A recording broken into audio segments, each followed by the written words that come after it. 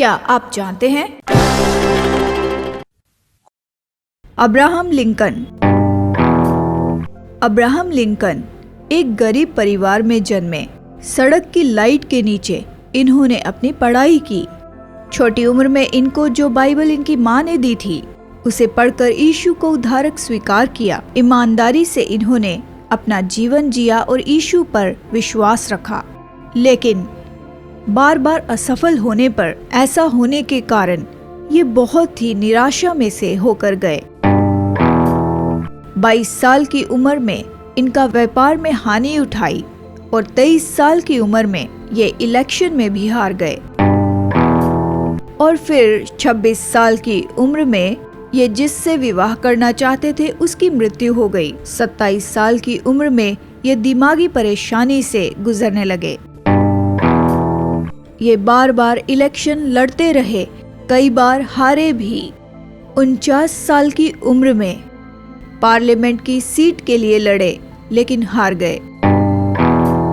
लेकिन फिर भी परमेश्वर पर आशा रखी, परमेश्वर पर विश्वास किया और निराशा को कोई जगह नहीं दी। 51 साल की उम्र में अमेरिका के प्रेसिडेंट बनने के लिए चुनाव लड़ा और चुने गए। इनके समय काल में इन्होंने देश को बहुत संपन्न किया। भयानक नीग्रो गुलामी को रोकने के लिए इन्होंने कुछ कानून बनाए। बहुत सी रुकावटों और धमकियों के बावजूद, यहाँ तक कि गुंडे इनको जान से मारना चाहते थे, फिर भी नीग्रो को गुलामी से आजाद करने का श्रेय मिलता है अब्राहम लिंकन को।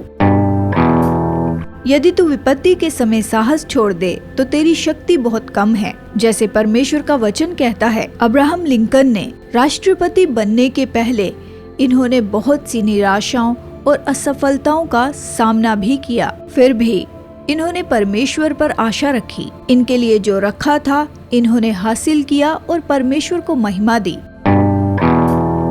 इस समय यदि आप निराशाओं और असफलताओं से दबे हुए हैं, कह रहे होंगे मैं परीक्षा में पास नहीं हो पाऊंगा, या मेरे जीवन में उन्नति नहीं मिल पाएगी, या मुझे नौकरी नहीं मिलेगी, मेरे करियर में मैं नहीं बढ़ पाऊंगा।